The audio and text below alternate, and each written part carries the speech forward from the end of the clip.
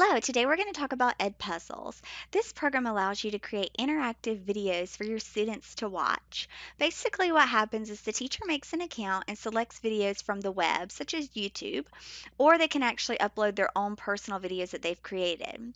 Then they can add quiz questions, text comments, or audio comments on top of the video.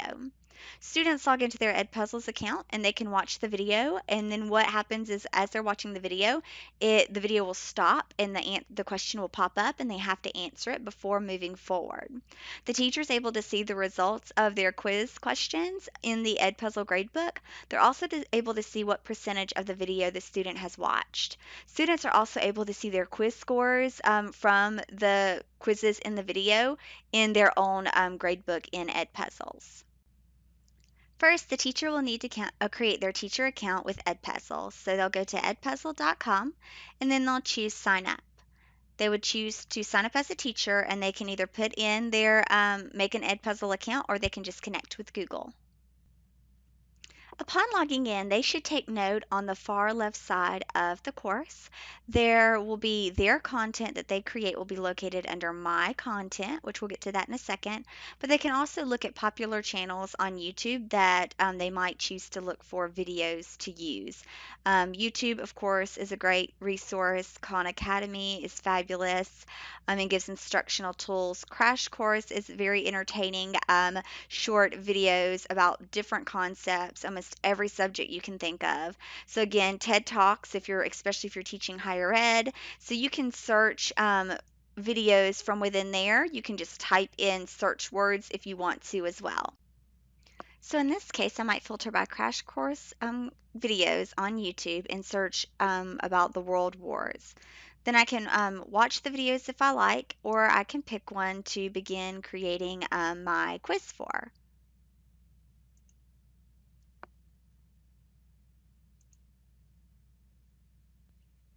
Your next step is going to be to fit the video the way that you would like it for your students to view in Edpuzzle.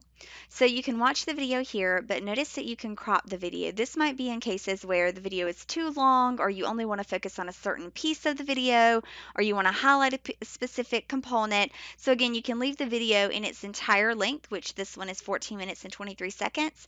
Or you can shorten it if you like, saying, okay, well, the last minute or so is not so important to me, so I won't include that. So to do the cropping, you just move the arrows forward. Whatever is going to be between these red arrows is what's going to be part of the video that is included. Then we choose crop video at the top, and we will see that our video has been shortened to 13 minutes and 15 seconds. So again, that's how you can crop a video to only show a specific portion. The next option is voiceover. You would only use this option if you want to completely get rid of the audio that's already existing on the video and create your own. Edpuzzle gives two examples of if you would like to record over the audio and completely change and can kind of give your own narration other than what the regular audio is on the video, or perhaps you would like to change the audio so that it is in a different language. So maybe you're taking a video and then you're translating it into a different language, and then therefore you want to create your own voiceover. It's very important to note that the only way that you can use this voiceover tool is if you replace all of the audio for the entire video. So it's not like you can replace just this one segment of the video. You have to replace the entire bit of the audio, all of the video that you're using with your own audio recording. So if you wanted to do that, you would choose the audio button here and you would begin to record. And again, it would record throughout the entire video, and then you could replace it. But again, you're only going to use it if you want to replace the entire voiceover, which I do not in this case. The next is adding audio notes. Now, these are notes specifically in different places of the video to where I would like the video to stop, and then I would like to have an audio note that stops the video. You hear my audio note, and then it picks back up with the video. Oftentimes, to me, you might use these to gain a student's attention. So you might have the part of the video stop and say, "Listen, guys, you really need to pay attention to this one specific piece. This is very important," and then have the video run on. Or you may say, "Hey guys, remember this is what we talked about Thursday in lab, this specific piece." And just to kind of get their attention and help them remember and help them focus on that particular segment of the video. So to do so, you would play the video. and then you would choose, or you could scrub through if you know where you want the audio note to be. Then you would click on the audio note option. You would, of course, allow it to use your microphone, and then you create this audio note. Please pay attention to this specific piece of the video. This is going to be very important for the subsequent videos that you watch. Then you would stop it, and you could hear it. You could listen to your video note. And then you could actually move forward in another part of the video and include another note. Remember, look carefully at this document. We analyzed one in the last class period, and this is a real-life example. So again, this is your way of adding in any notes that you want to just kind of jab in addition to the regular video, is the audio notes. Lastly, we have the quizzes. Quizzes, like audio notes, allow you to include pieces within the existing video. So just like with the audio quizzes, you would drag your quiz to where you would like for it to be included in the video. So maybe right here, I would like for the video to stop and a quiz question pop up. I would click on the icon for the quiz. And then I have three choices for the types I would like to include. The first one is an open-ended question. So this one is one that is not going to be auto-graded. It would be one that it's kind of like an essay question. The other option is a multiple choice question, which will be auto-graded because you'll be marking the correct answer. And then the third one is just another comment that you can add. So instead of adding an audio comment, you could add just a regular comment.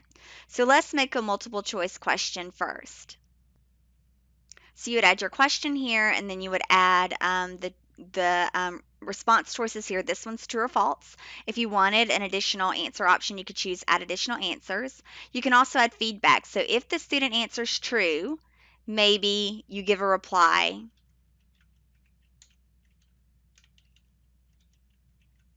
Or if the answer is false, you may say,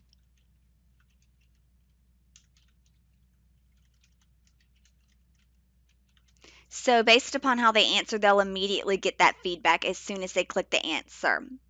So again, that's the correct answer, that's the incorrect answer. So I save that, and now that question has been added. This is what it will look like. So you can kind of see how it will appear for the students, and that will be the feedback based upon how they answer.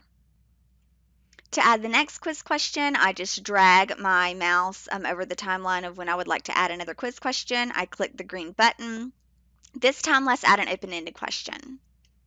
Again, remember, this one is open response, so there isn't, it's not going to auto grade, but you can give feedback.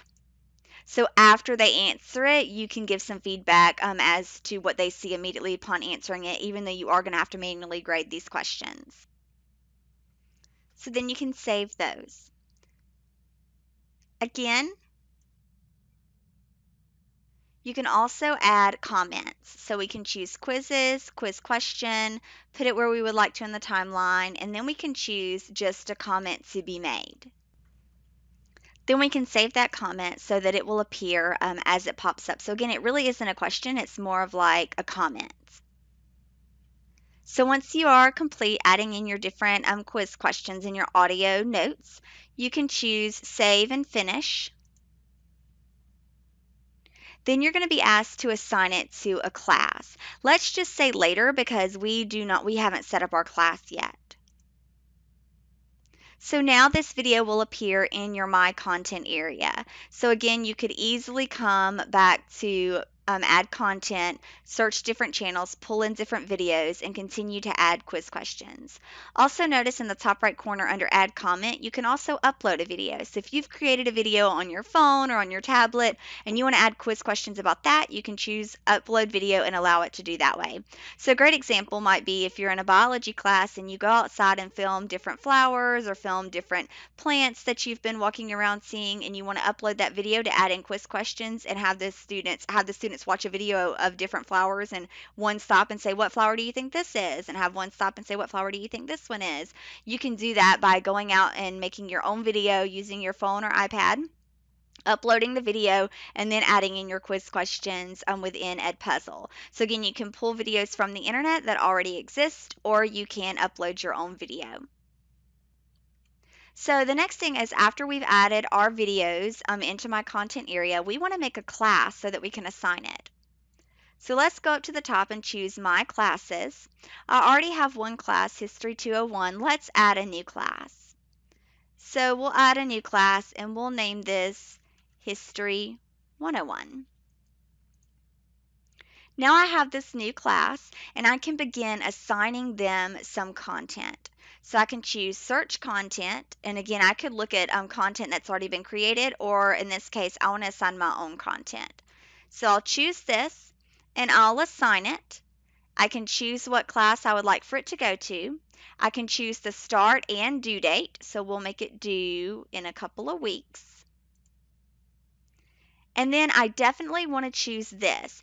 It prevents skipping in the video. So basically they can't scrub through the video and still get full credit. They have to watch every single bit of the video to get 100% credit for watching the entire video. So that's very important. You don't want them to have the ability to scrub through. Then we assign the assignments.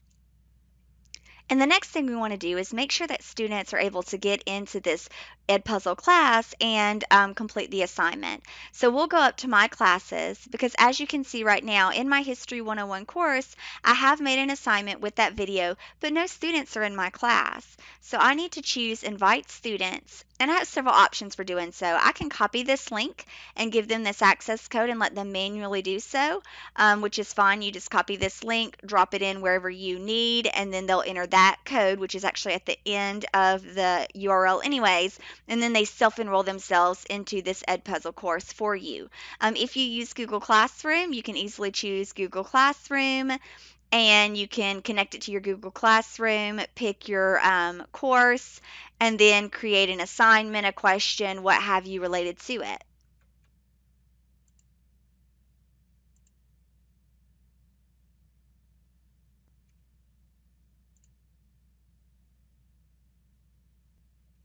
So now let's log in as a student and complete this Edpuzzle assignment. Again, they could just go into a browser, paste in the link that you gave to them, and use the access code to log in. Or if you're in Google Classroom and you've added it to your Google Classroom, they can simply go through Google Classroom to access Edpuzzle.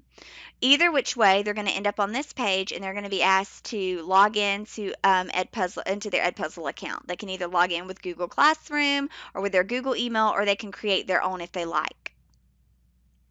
Then they're going to be asked, do they want to join this class? And in that case, we do. And then immediately it's going to come up and show them in the class, which is History 101 that they're in. They're going to see that they do have an assignment, which was that video that we just created.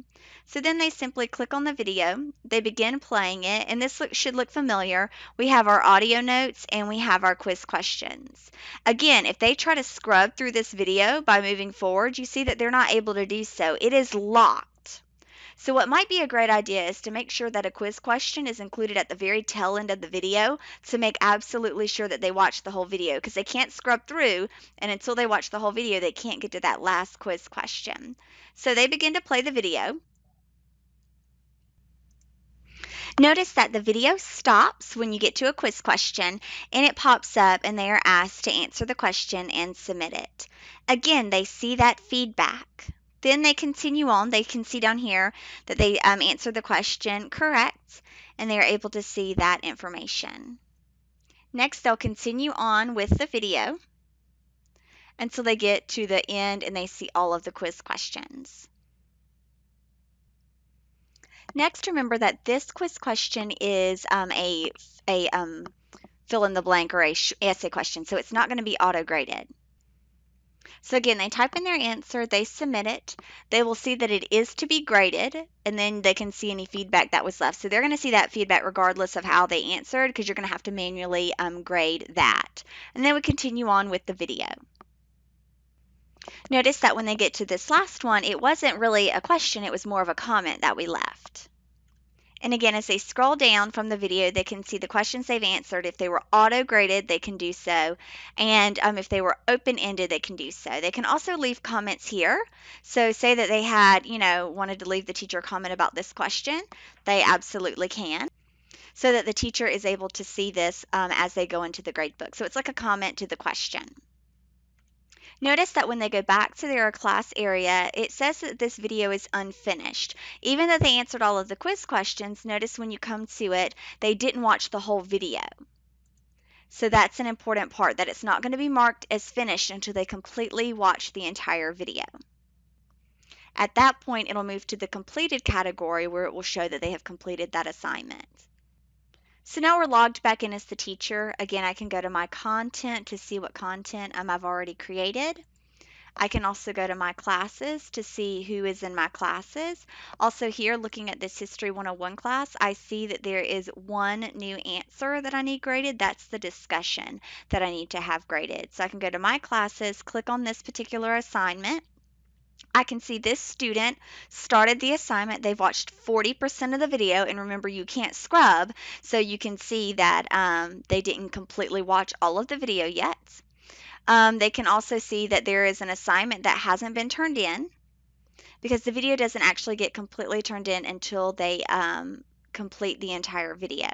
But if I click here, a one answer to grade, I'm able to see their response to that essay question. So in that case, I could go ahead and give a score if I like. I can also add a comment.